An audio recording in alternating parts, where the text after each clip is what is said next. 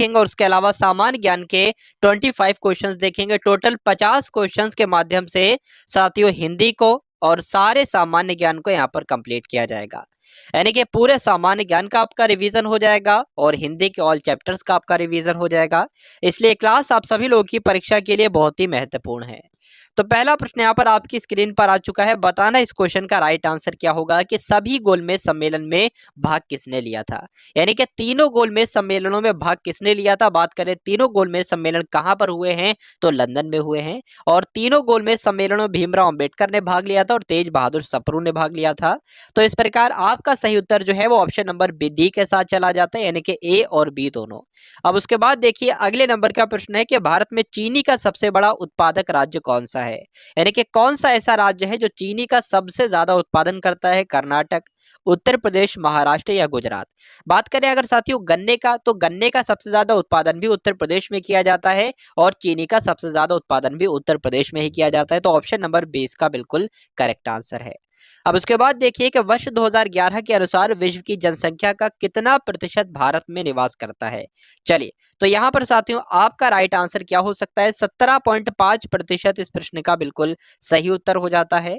अगले नंबर का प्रश्न है कि वर्ष की आयु से 14 वर्ष की आयु के बीच बच्चों को शिक्षा का अधिकार है।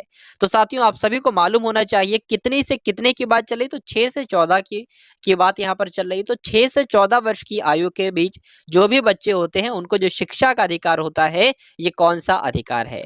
तो आप सभी लोगों को जानना बेहद जरूरी है। ये आपका एक कौन सा मूल अधिकार है जिसको मौलिक अधिकार भी कहा जा सकता है। यानी कि जो लोग भी साथियों ऑप्शन नंबर डी के साथ है, ऑप्शन नंबर सी के साथ है, बिल्कुल करेक्ट आंसर है आप सभी लोगों को। भाई बहुत बढ़िया, वेरी गुड क्लास। अब उसके बाद देखिए अगले नंबर का प्रश्न है कि निम्नलिखित में से कौन सा सुमेलित नहीं है, ये आपको बताना है। बताइए। चलिए यहाँ पर आपके सामने शहर है और उसके किनारे नदी है। तो आपको यहाँ पर ध्यान रखना है कि कोलकाता जो है वो हुगली नदी के किनारे पर बसा हुआ है, बिल्कुल सही। प्रयागराज जो है वो गंगा नदी के किनारे पर बसा हुआ है और डिब्रूगढ़ जो है वो ब्रह्मपुत्र नदी के किनारे पर बसा हुआ है। लेकिन अगर यहाँ पर बात करते हैं साथियों आगरा की, तो आगरा हमेशा याद रखना है आपको यमुना नदी के किनारे पर बसा है, गोमती नदी के किनारे पर नहीं बसा है। पहली बात आप लोग ये ध्यान रखोगे, ठीक है। तो इस प्रश्न का बिल्कुल करेक्ट आंसर जो होगा वो ऑप्शन नंबर डी हो जाएगा। अगर बात करें आगरा की, तो आगरा की स्थापना किसने की। 1504 में सिकंदर लोदी ने की। आगरा को और किस नाम से जाना जाता है, तो ताज नगरी के नाम से जाना जाता है। ये सारी चीजें आपको ध्यान रखना है। अब उसके बाद देखिए कि भारतीय राष्ट्रीय कांग्रेस का प्रथम मुस्लिम प्रेसिडेंट कौन था। बताइए भारतीय राष्ट्रीय कांग्रेस के प्रथम मुस्लिम आपसे पूछे जा रहे प्रेसिडेंट कौन थे, आप लोग बताने की कोशिश करेंगे। देखिए जो तीसरा अधिवेशन हुआ है, जो कि 1887 में तीसरा अधिवेशन हुआ है कांग्रेस का, ये कहां पर हुआ है, तो ये मद्रास में हुआ है। आपको ध्यान रखना है जो कांग्रेस के तीसरे अधिवेशन जो 1887 में हुआ है, जो कि मद्रास में हुआ है, इसकी अध्यक्षता की बात करें तो इसकी अध्यक्षता किसने की थी। बदरुद्दीन तैयब जी ने की थी। और बदरुद्दीन तैयब जी कौन है, भारतीय राष्ट्रीय कांग्रेस के प्रथम मुस्लिम अध्यक्ष हैं। ये आप लोग ध्यान रखेंगे। तो जो लोग भी यहाँ पर ऑप्शन नंबर बी के साथ है बिल्कुल करेक्ट आंसर है। अब अगला क्वेश्चन देखिए, कौन सी जनजाति दिवाली को शोक के रूप में मनाती है। तो साथियों कौन सी जनजाति, उस जनजाति के नाम की बात करें तो थारू जनजाति। आप लोग ध्यान रखेंगे थारू जनजाति जो है साथियों ये दिवाली को शोक के रूप में मनाई जाती है, ये आपको ध्यान रखना है। यहाँ पर बात करें भील जनजाति की, तो भील जनजाति कहाँ पर निवास करती है, मध्य प्रदेश में निवास करती है। बात करें गारो जनजाति की, तो गारो जनजाति मेघालय में पाई जाती है। सारी जानकारी आप लोग ध्यान रखेंगे। अब उसके बाद देखिए अगले नंबर का प्रश्न है कि मात्र एक मुट्ठी बाजरे के चक्कर में मैंने अपना साम्राज्य खो दिया, इस कथन को आप किस मध्यकालीन शासक से संबंधित करेंगे। यानी कि ये चीज साथियों आपको बताना है ये चीज किसने कही थी, जल्दी से करेंगे आप सभी लोग इस क्वेश्चन का राइट आंसर क्या होगा। तो शेर शाह सूरी इस प्रश्न का बिल्कुल सही उत्तर हो जाता है। अब उसके बाद देखिए अगले नंबर का प्रश्न है कि चरकुला नृत्य किस प्रदेश से संबंधित है, ये आपको बताना है। मोस्ट इंपॉर्टेंट क्वेश्चन साथियों आपकी स्क्रीन पर है। तो चरकुला नृत्य की बात करें तो ये तो उत्तर प्रदेश में किया जाता है। कौन सा नृत्य, चरकुला नृत्य। देखिए दो प्रकार के प्रश्न आपसे बहुत पूछे जाते हैं, एक तो लठमार होली कहाँ पर मनाई जाती है और लठमार दिवाली कहाँ पर मनाई जाती है। तो लठमार दिवाली नृत्य जो है ये बुंदेलखंड में किया जाता है, लेकिन लठमार होली जो है यह कहाँ पर की जाती है, बरसाना में की जाती है। और बरसाना कहाँ पर है, मथुरा में बरसाना है, सारी जानकारी आपको ध्यान रखना है। अब उसके बाद देखिए कि भारत में प्रथम पंचवर्षीय योजना की शुरुआत कब हुई थी, आपसे पूछा जा रहा है। तो आप सभी लोग जानते हैं कि प्रथम पंचवर्षीय योजना 1951 से लेकर 1956 तक चली। तो इस प्रश्न का सही उत्तर जो होगा वो ऑप्शन नंबर सी हो जाता है, और जो लोग भी ऑप्शन नंबर सी के साथ हैं बिल्कुल करेक्ट आंसर है। नीली क्रांति किससे संबंधित है, आपसे पूछी जा रही है, बताने की कोशिश कीजिए। नीली क्रांति की बात करें साथियों तो ये मत्स्य पालन से संबंधित है। किससे संबंधित है, मत्स्य पालन से संबंधित है। इसलिए इस प्रश्न का सही उत्तर आपका जो होगा वो ऑप्शन नंबर बी हो जाएगा। मत्स्य पालन की बात करें, क्या मतलब होता है, मछली के उत्पादन को ही मत्स्य पालन कहते हैं, और मछली का उत्पादन या मत्स्य पालन ये नीली क्रांति से संबंधित है। इस प्रकार से भी आप लोग याद कर सकते हो। चलिए, अगर आपसे देखिए एक प्रश्न पूछा जाता है कि नीली क्रांति यहाँ पर लिखी हुई है, आपसे ये पूछ लिया जाए कि बताइए भाई कि नीली क्रांति का जनक किसे कहा जाता है, तो दो लोगों का नाम आपको ध्यान रखना है, एक तो हीरालाल चौधरी को और अरुण कृष्णन को, इन दोनों को नीली क्रांति का जनक कहा जाता है। अगले नंबर का प्रश्न देखिए कि भूकंप की तीव्रता किस उपकरण द्वारा मापी जाती है, ये आपसे पूछा जा रहा है। तो भूकंप की तीव्रता की बात करें साथियों, इसको सिस्मोग्राफ के द्वारा मापा जाता है। यानी कि जो लोग भी ऑप्शन नंबर बी के साथ हैं बिल्कुल करेक्ट आंसर है आपका। अब उसके बाद देखिए कि भारत में कर्क रेखा कितने राज्यों से होकर गुजरती है, तो भारत में जो कर्क रेखा है वो कौन कौन से राज्यों से होकर गुजरती है, मैं आपको बता दूं 8 राज्य है वो। तो इसलिए बात करें इस क्वेश्चन का राइट आंसर जो होगा वो ऑप्शन नंबर सी हो जाता है। उन राज्यों के नाम भी एक बार आप लोग ध्यान रख लीजिए, गुजरात है, राजस्थान है, मध्य प्रदेश है, झारखंड है, छत्तीसगढ़ है, उसके अलावा पश्चिम बंगाल है, त्रिपुरा है और मिजोरम है। ये 8 राज्यों से होकर कर्क रेखा गुजरती है, ये आप लोग साथियों ध्यान रखेंगे। अब उसके बाद देखिए अगले नंबर का प्रश्न कि वन अनुसंधान संस्थान कहां पर स्थित है, तो बात करें साथियों वन अनुसंधान संस्थान जो स्थित है वो देहरादून में स्थित है। कहां पर, देहरादून में स्थित है। उसके अलावा देहरादून में क्या क्या स्थित है, भारतीय पेट्रोलियम संस्थान कहां पर स्थित है, तो भारतीय पेट्रोलियम संस्थान भी देहरादून में स्थित है, और वन अनुसंधान संस्थान भी देहरादून में ही स्थित है। अगर आपसे पूछ लिया जाए कि चीनी तकनीकी संस्थान कहां पर स्थित है, तो चीनी तकनीकी संस्थान ये कानपुर में स्थित है, ये आपको ध्यान रखना है। अगर आपसे पूछ लिया जाए कृषि अनुसंधान संस्थान कहां पर स्थित है, तो दिल्ली में ये स्थित है। ये सारी जानकारी आपको ध्यान रखना है। साथ ही यहाँ पर जो भी आपको बताया जा रहा है वो परीक्षा के लिए इंपॉर्टेंट है, परीक्षा से हटकर यहाँ पर कोई भी बात नहीं की जा रही है। तो इसलिए इस क्लास में खासा ध्यान देंगे आप सभी लोग, और इस क्लास को एंड तक देखेंगे, यानी कि 50 के 50 क्वेश्चन साथियों अटेम्प्ट करेंगे। अगले नंबर का प्रश्न है कि म्यांमार की राजधानी आपसे पूछी जा रही है, तो म्यांमार की राजधानी इसमें से कौन सी हो जाएगी, नैपिडो हो जाएगी, ये आपकी क्या हो जाएगी, म्यांमार की राजधानी हो जाएगी। चलिए, तो बात करें यहाँ पर साथियों टोक्यो की बात करें तो ये किसकी राजधानी है, किस देश की राजधानी है, तो टोक्यो की बात करें ये जापान की राजधानी है। बैंकॉक की बात करें तो ये थाईलैंड की राजधानी है। तो ये भी आप लोग ध्यान रखेंगे। अब उसके बाद देखिए कि वर्ष 2011 की जनगणना के अनुसार उत्तर प्रदेश के किस जिले में सबसे कम साक्षरता थी, बताइए। यहाँ पर आपके इस प्रश्न का बिल्कुल सही उत्तर क्या हो सकता है, बताने की कोशिश कीजिए। तो उत्तर 2011 की बात करें, उत्तर प्रदेश में सबसे कम साक्षरता वाला जिला कौन सा था, श्रावस्ती था, ये आप लोग ध्यान रखेंगे। तो श्रावस्ती इस प्रश्न का बिल्कुल सही उत्तर हो जाता है। उसके बाद देखिए कि अंतर्राष्ट्रीय न्यायालय की स्थापना कब की गई थी, आपसे पूछा जा रहा है। तो अंतर्राष्ट्रीय न्यायालय की स्थापना, देखिए सबसे पहले बात करें अंतर्राष्ट्रीय न्यायालय है कहाँ पर, तो नीदरलैंड के द हेग में अंतर्राष्ट्रीय न्यायालय है। इसकी स्थापना कब की गई थी, तो 1945 में अंतर्राष्ट्रीय न्यायालय की स्थापना की गई थी, ये आप लोग ध्यान रखेंगे। अब उसके बाद देखिए कि भारत के प्रथम अंतरिक्ष यात्री कौन थे, आपको बताना है। भारत के प्रथम अंतरिक्ष यात्री कौन थे, ये आपको बताना है, बताने की कोशिश कीजिए, बताइए। देखिए बात करें जो भारत के प्रथम अंतरिक्ष यात्री थे वो विश्व के 138वें अंतरिक्ष यात्री थे, ये आपको ध्यान रखना है। तो भारत के तो ये साथियों पहले थे, यानी कि इनसे पहले 137 लोग अंतरिक्ष में और जा चुके थे, ठीक है। तो ये चौथे नंबर के हो जाएंगे, विश्व के 138वें नंबर के हो जाएंगे। लेकिन भारत के लिहाज से देखें तो साथियों ये पहले नंबर के अंतरिक्ष यात्री होंगे, ये आप लोग ध्यान रखेंगे। चलिए, उसके बाद देखिए अगले नंबर का प्रश्न है कि ग्रैमी पुरस्कार किस क्षेत्र से संबंधित है, किस क्षेत्र में ग्रैमी पुरस्कार दिया जाता है, ये आपसे पूछा जा रहा है, बताने की कोशिश करेंगे, बताइए। चलिए, तो साथियों संगीत में दिया जाता है। ग्रैमी पुरस्कार की बात करें तो ये साथियों संगीत के क्षेत्र में दिया जाता है, यानी कि इस प्रश्न का सही उत्तर जो होगा वो ऑप्शन नंबर बी हो जाता है। उसके बाद देखिए कि अंतर्राष्ट्रीय महिला दिवस कब मनाया जाता है। तो अंतर्राष्ट्रीय महिला दिवस की बात करें, आप सभी लोग जानते होंगे कब मनाया जाता है, 8 मार्च को मनाया जाता है। तो जिनका आंसर यहाँ पर ऑप्शन नंबर सी के साथ जा रहा है, बिल्कुल करेक्ट आंसर आप सभी का हो जाता है।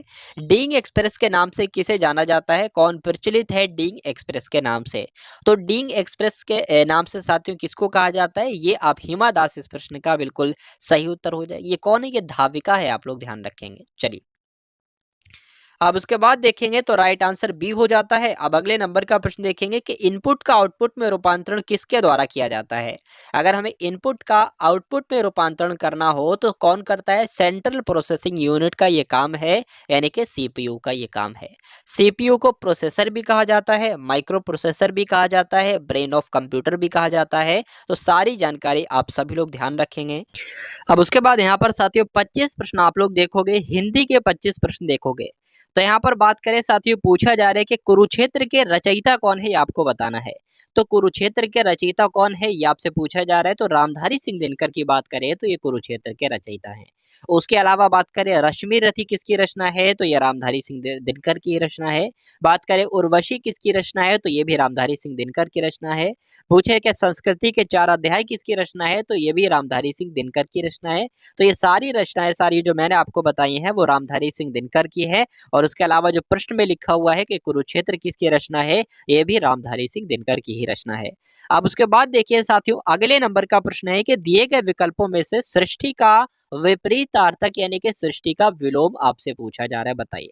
देखिए, बात करें सबसे पहले सृष्टि का मतलब क्या होता है, तो सृष्टि का मतलब होता है किसी चीज को बनाना, किसी चीज का निर्माण करना या किसी चीज की रचना करना। ठीक है। अब इसके अगर उल्टे की बात करें तो किसी चीज को बर्बाद कर देना, किसी चीज का नाश कर देना, किसी चीज का प्रलय कर देना। तो यहाँ पर क्या हो जाएगा? सृष्टि का विलोम क्या हो जाएगा? अवृष्टि होगा, अनावृष्टि होगा, प्रलय होगा। बिल्कुल भाई, प्रलय हो जाएगा। यानी कि जो लोग भी इस प्रश्न का उत्तर ऑप्शन नंबर सी के साथ हैं तो बिल्कुल करेक्ट आंसर है आपका। स्वागत शब्द का विच्छेद दिए गए विकल्पों में से किस संधि का उदाहरण है? यानी कि आपको ये बताना है कि स्वागत में कौन सी संधि इस्तेमाल की गई है, ये आप लोग बताओगे। सबसे पहले अगर बात करें साथियों कि कौन सी यहाँ पर संधि है इस्तेमाल किया गया है, बताइए भाई। चलिए, तो यहाँ पर साथियों यड़ संधि है, ये आप लोग ध्यान रखेंगे। तो कौन सी संधि हो जाएगी? यहाँ पर यड़ संधि हो जाएगी। अगले नंबर का प्रश्न है कि निम्नलिखित वाक्यों में से शुद्ध वाक्य को आपको बताना है, इसमें से शुद्ध वाक्य कौन सा है, बताइए भाई। तो माली ने फूलों का हार बनाया, राधा ने मयंक की पिटाई किया, नहीं आना चाहिए, गलत हो जाएगा। शाम आम खाए, गलत। कोमल की आवाज बहुत सुंदर है, कोमल की आवाज बहुत सुंदर है। या अब बताइए भाई, चौथा सही होगा या पहला सही होगा? माली ने फूलों का हार बनाया, माली ने फूलों का हार बनाया, कौन सा वाक्य बिल्कुल शुद्ध होगा, बताने की कोशिश कीजिए, बताइए। देखिए, बात करें कोमल की आवाज बहुत सुंदर, तो आवाज सुंदर नहीं होती है, आवाज सुरीली होती है, तो इसलिए गलत हो जाएगा। शाम आम खाए, शाम आम खाए नहीं होना चाहिए, शाम ने आम खाया ये होना चाहिए, इसलिए गलत हो जाएगा। राधा ने मयंक की पिटाई किया नहीं होना चाहिए, राधा ने मयंक की पिटाई की, ये गलत हो जाएगा। तो बचा क्या साथियों? ऑप्शन नंबर ए बचा। हमें ढूंढने पर भी इसमें कोई भी त्रुटि नहीं लग रही है, इसमें बिल्कुल शुद्ध वाक्य लग रहा है। तो शुद्ध वाक्य ये लग रहा है, तो शुद्ध वाक्य ही आपसे पूछा गया था, इसलिए राइट आंसर जो होगा वो ऑप्शन नंबर ए हो जाता है। अब उसके बाद देखिए अगले नंबर का प्रश्न के मधुबन की छाती को देखें। देखो, सूखी इतनी सूखी इसकी कितनी कलियां, इस पंक्ति में कौन सा अलंकार का इस्तेमाल किया गया है, ये आपसे साथियों यहाँ पर पूछा जा रहा है, बताइए। चलिए, तो यहाँ पर साथियों बात करें अगर हम लोग, तो यहाँ पर साथियों श्लेष अलंकार का इस्तेमाल किया गया है। ऑप्शन नंबर ए आपके प्रश्न का बिल्कुल सही उत्तर है। अगले नंबर का प्रश्न है कि दिए गए विकल्पों में से सैंधव किस शब्द का समानार्थी शब्द है? तो यहाँ पर साथियों बात करेंगे सैंधव का मतलब क्या होता है, सैंधव का मतलब क्या होता है। तो सैंधव की बात करें साथियों, इसको हम लोग घोड़ा कह सकते हैं, इसको हम लोग तुरंग कह सकते हैं, इसको हम लोग बाजी कह सकते हैं, घोटक कह सकते हैं, ये आप लोग ध्यान रखेंगे। तो इसको हम लोग क्या कह सकते हैं? अश्व भी तो कह सकते हैं, क्योंकि अश्व का मतलब भी घोड़ा होता है। तो ये तो सैंधव का मतलब जो होगा वो घोड़ा हो जाएगा, यानी कि अश्व हो जाएगा, ये आप लोग ध्यान रखेंगे। उसके अलावा यहाँ पर साथियों बात करें किसका जिक्र किया गया है, आग का जिक्र किया गया है। तो आग के कौन कौन से पर्यायवाची होते हैं? आग को हम लोग अनल कहते हैं, अग्नि कहते हैं, पावक कहते हैं, कृषाणु कहते हैं, हुताशन कहते हैं, वैष्णवर कहते हैं, ये आप लोग ध्यान रखेंगे। उसके अलावा बात करें आकाश की, तो आकाश को हम लोग नभ कहते हैं, गगन कहते हैं, अंबर कहते हैं, व्योम है, आसमान है, अनंत है, ये सारे के सारे आकाश के पर्यायवाची हैं, आप लोग ध्यान रखेंगे। असुर की बात करें तो असुर का मतलब होता है राक्षस, और राक्षस को हम लोग दानव भी कहते हैं, निशाचर भी कहते हैं, ये आप लोग ध्यान रखेंगे। निशाचर भी कहेंगे और निशाचर भी कहेंगे। चलिए, उसके बाद देखिए साथियों, अगले नंबर का प्रश्न है कि निम्नलिखित वाक्यों में से कौन सा वाक्य सकर्मक क्रिया का उदाहरण है। तो कौन सा वाक्य सकर्मक क्रिया का उदाहरण है, ये आप लोग बताने की कोशिश करेंगे, बताइए भाई। गौरव रोता है, ये तो अकर्मक हो गया। राहुल ने केला खाया, खाया क्या खाया, उत्तर आ गया केला खाया, तो ये आपका सकर्मक हो जाएगा। रेलगाड़ी चलती है, ये आपका अकर्मक है। सांप रेंगते हैं, ये क्या है, अकर्मक है। तो सकर्मक की अगर बात करें तो राहुल ने केला खाया जो होगा ये आपका सकर्मक वाक्य हो जाएगा, यानी कि आंसर ऑप्शन नंबर बी हो जाता है। उसके बाद देखिए कि मलिक मोहम्मद जायसी किस शैली के लिए प्रसिद्ध नहीं है। तो किस किस शैली के लिए प्रसिद्ध हैं आप लोग बताने की कोशिश करेंगे। उससे पहले मैं आपको बता दूं, बात करें मलिक मोहम्मद जायसी की, तो इनका जन्म कहाँ पर होता है, रायबरेली में इनका जन्म होता है। रायबरेली कहाँ पर है, उत्तर प्रदेश में रायबरेली है, ये आप लोग ध्यान रखेंगे। इनकी रचनाओं के बारे में अगर बात करें तो अखरावट इनकी रचना आपको ध्यान रखना है, पद्मावत इनकी रचना आपको ध्यान रखना है, आखिरी कलाम इनकी रचना आपको ध्यान रखना है, चित्ररेखा इनकी रचना है, ये भी आप लोग क्या रखेंगे भाई साहब, ध्यान रखेंगे। चलिए अब बात कर लेते हैं इस प्रश्न के सही उत्तर की कि क्या हो सकता है इस प्रश्न का बिल्कुल सही उत्तर, कि मलिक मोहम्मद जायसी किस शैली के लिए प्रसिद्ध नहीं है। तो दोहे के लिए प्रसिद्ध हैं, चौपाई के लिए प्रसिद्ध हैं, छंद के लिए प्रसिद्ध हैं, लेकिन खालिक बारी के लिए प्रसिद्ध नहीं है। नहीं है तो यही आपका राइट आंसर हो जाता है। अब उसके बाद देखिए कि शब्द जो अमावस्या है इनमें से किस विकल्प को दर्शाता है, यानी कि अमावस्या स्त्रीलिंग शब्द है, पुल्लिंग शब्द है, नपुंसकलिंग शब्द है, या उभयलिंगी शब्द है। उभयलिंगी शब्द क्या है, जो स्त्रीलिंग भी और पुल्लिंग दोनों कहलाते हैं उनको हम लोग उभयलिंगी कहते हैं। जैसे कि डॉक्टर की बात करें तो डॉक्टर ना तो स्त्रीलिंग है ना पुल्लिंग है, तो ये उभयलिंगी शब्द है, ये बात आपको ध्यान रखना है। उसके बाद देखिए साथियों, अगले नंबर का प्रश्न आपकी स्क्रीन के ऊपर है। तो अमावस्या के बारे में साथियों आपसे यहाँ पर पूछा जा रहा है, क्या हो सकता है इस प्रश्न का बिल्कुल करेक्ट आंसर बताने की कोशिश कीजिए। तो अमावस्या की बात करें, अमावस्या कैसी है, कभी आपने सुना होगा कि अमावस्या कैसा है, कभी आपने नहीं देखा हो कि अमावस्या के साथ कैसा का इस्तेमाल आ रहा है, हमेशा कैसी का इस्तेमाल आता है। तो जिन शब्दों के साथ कैसी का इस्तेमाल आता है वो हमेशा साथियों स्त्रीलिंग शब्द ही होती हैं। अगले नंबर का प्रश्न देखिए और बताने की कोशिश कीजिए क्या होगा इसका राइट आंसर। अमावस्या है, पूर्णिमा है, ये सारे के सारे कैसे शब्द हैं, स्त्रीलिंग शब्द है, आप लोग ध्यान रखेंगे। उसके बाद देखिए कि मैं हार गई कहानी निम्न वर्णित में से किस कथाकार की है। मैं हार गई ये कहानी है, ये कहानी साथियों किसकी है, ये आपसे पूछा जा रहा है। तो ये कहानी साथियों मन्नू भंडारी की है। और मन्नू भंडारी कहाँ से हैं, तो मन्नू भंडारी जो है वो एमपी से है, यानी कि मध्य प्रदेश से हैं, ये आप लोग ध्यान रखेंगे। उसके बाद देखिए अगले नंबर का प्रश्न है, बताने की कोशिश कीजिए। लेकिन मन्नू भंडारी की बात करें तो यहाँ पर कुछ रचनाएं आपको ध्यान रखना है जो कि मन्नू भंडारी की ही हैं, कुछ कहानियां हैं जो मन्नू भंडारी की हैं। जैसे कि यही सच है, ये किसकी है, मन्नू भंडारी की है। एक प्लेट सैलाब, ये किसकी है, ये मन्नू भंडारी की है। तीन निगाहों की एक तस्वीर, ये किसकी है, मन्नू भंडारी की है। तो ये भी आप लोग ध्यान रखेंगे। अब उसके बाद देखिए अगले नंबर का प्रश्न है कि नासिरा शर्मा के उपन्यास पारिजात को किस पुरस्कार से सम्मानित किया गया था। मोस्ट इंपॉर्टेंट प्रश्न है, बताने की कोशिश करेंगे, बताइए भाई। चलिए तो यहाँ पर बात करें, जो पहली बात तो आपको ये ध्यान रखना है कि जो परिजात उपन्यास है ये नासिरा शर्मा का हिंदी का उपन्यास है परिजात, पहली बात आपको ध्यान रखना है। इनको इनके लिए जो है साहित्य अकादमी पुरस्कार दिया गया था, इसलिए इस प्रश्न का सही उत्तर जो होगा ऑप्शन नंबर बी यानी कि साहित्य अकादमी पुरस्कार हो जाएगा, ये आप लोग ध्यान रखेंगे। अच्छा, नासिरा शर्मा की यहाँ पर बात करें और कौन कौन सी रचनाएं आपसे पूछी जाती हैं, जैसे कि कागज की नाव, ये किसकी है, नासिरा शर्मा की है। सात नदियों का समंदर, ये किसकी है, ये आपके नासिरा शर्मा की है, ये भी आप लोग ध्यान रखेंगे। अब उसके बाद देखिए अगला प्रश्न के दिए गए विकल्पों में से बिटिया शब्द का बहुवचन, तो यहाँ पर बिटिया लिखा हुआ है, बिटियां बनाना है, यानी कि बिटियां जहां पर लिखा होगा वही इसका राइट आंसर हो जाएगा। तो यहाँ पर बिटियां लिखा है, ठीक है। जैसे कि बात करें बिटिया का बहुवचन क्या हो जाएगा, ये आपका बिटियां हो जाएगा। उसी प्रकार चिड़िया का बहुवचन क्या हो जाएगा, चिड़िया हो जाएगा। यहाँ पर कुतिया का बहुवचन क्या हो जाएगा, कुतियां हो जाएगा। इस प्रकार से आप सभी लोग साथियों क्या रखेंगे, ध्यान रखें। मैंने कई सारे एग्जाम्पल भी आपको दे दिए कि आपके अच्छे से समझ में आ जाए। प्रिया बहुत सुंदर लड़की है, प्रस्तुत वाक्य में विशेषण आपको बताना है, क्या हो सकता है।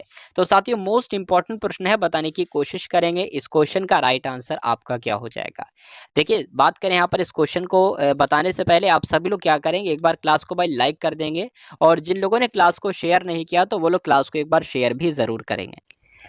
चलिए, तो उम्मीद करता हूँ आपने क्लास को शेयर कर दिया होगा, बताने की कोशिश करेंगे। देखिए, सबसे पहले अगर यहाँ पर हम लोग बात करें, विशेषण पूछी जा रही है।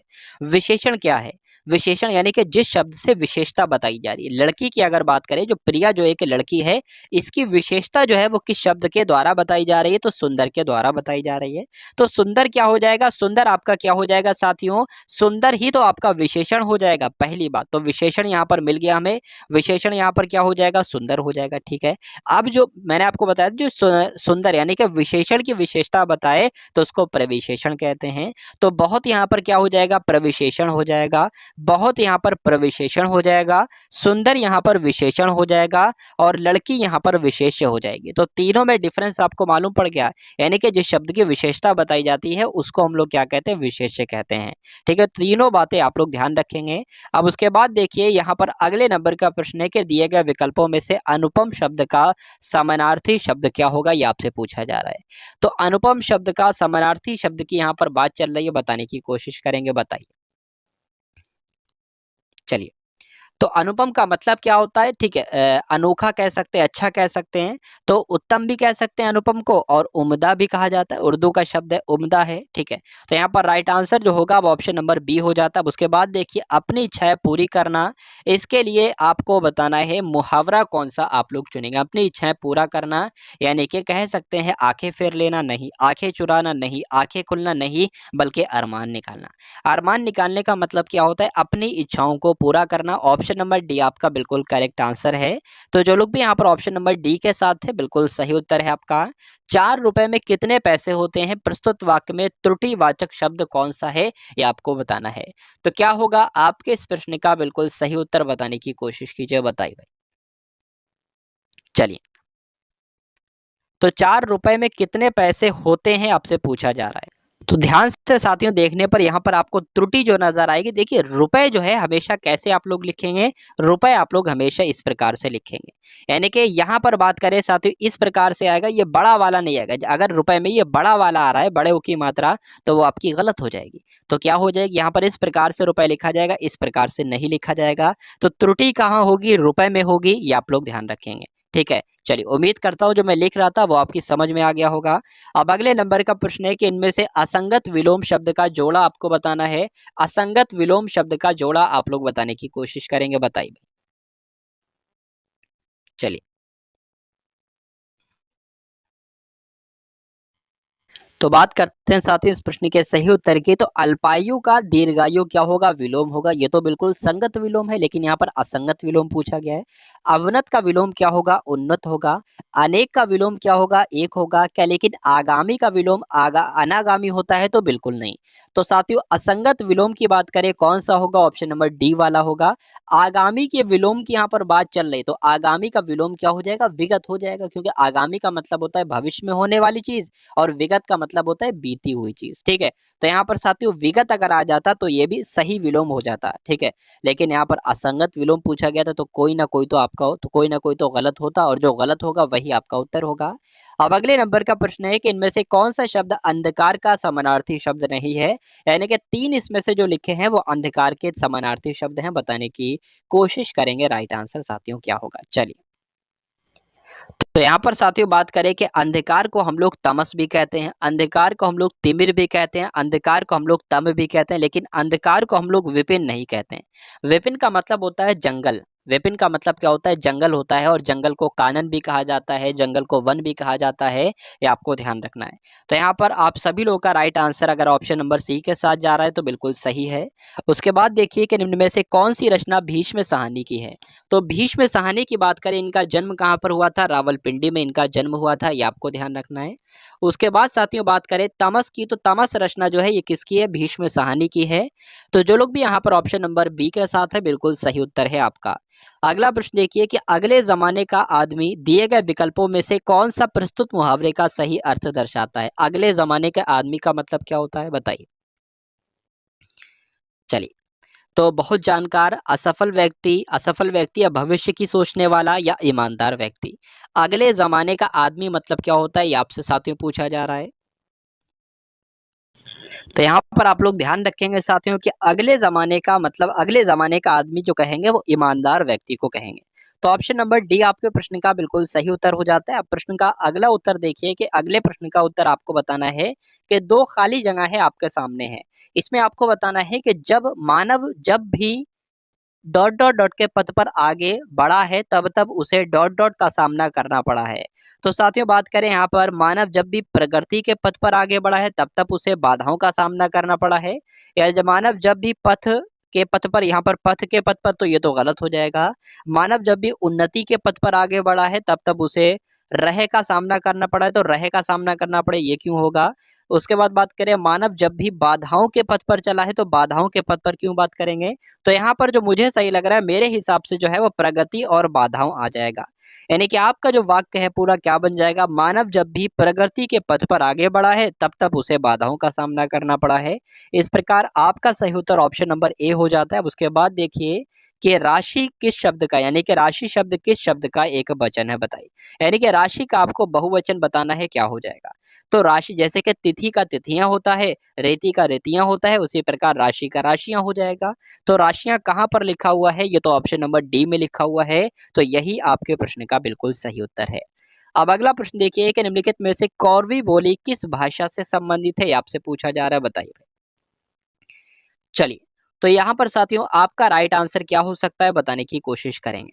तो कौरवी बोली पश्चिमी हिंदी भाषा से संबंधित है। किससे संबंधित है, पश्चिमी हिंदी भाषा से संबंधित है। कौरवी बोली को और क्या कहा जाता है, तो कौरवी बोली को खड़ी बोली भी कहा जाता है, ये भी आप लोग ध्यान रखेंगे। अब अगला प्रश्न देखिए, और इस क्लास का अंतिम प्रश्न है कि भगवान बुद्ध ने संसार को ज्ञान और दान की शिक्षा दी। तो क्या ज्ञान और दान की शिक्षा दी है, नहीं। भगवान बुद्ध ने संसार को एकता और शांति की शिक्षा दी है। तो एकता और शांति की शिक्षा दी है, ये उपयुक्त उत्तर हो सकता है, तो मुझे तो नहीं लग रहा है। उसके बाद भगवान बुद्ध ने संसार को सम्मान और गौरव की शिक्षा दी है, या भगवान बुद्ध ने संसार को सत्य और अहिंसा की शिक्षा दी है। तो यहाँ पर साथियों जो मुझे लग रहा है मेरे हिसाब से सत्य और अहिंसा की शिक्षा दी है, ये इस वाक्य में बिल्कुल सही तरीके से आ जाएंगे, दो शब्द जो खाली जगह है। तो आपका राइट आंसर जो होगा वो ऑप्शन नंबर डी के साथ जाता है। तो जो लोग भी यहाँ पर ऑप्शन नंबर डी के साथ है बिल्कुल करेक्ट आपका आंसर हो जाता है। तो इस क्लास में साथियों आपने हिंदी के 25 प्रश्न देखे और इसके अलावा सामान्य ज्ञान के 25 प्रश्न देखे। 50 प्रश्नों के माध्यम से एक बेहतर और शानदार आपके सामने मॉक टेस्ट को प्रस्तुत किया गया। अगर इसी तरह की क्लासेस अगर आप लोग डेली चाहते हो तो कमेंट सेक्शन में एक बार अपनी राय जरूर देंगे और इस क्लास के बारे में भी आप लोग जरूर बताएंगे कैसी आप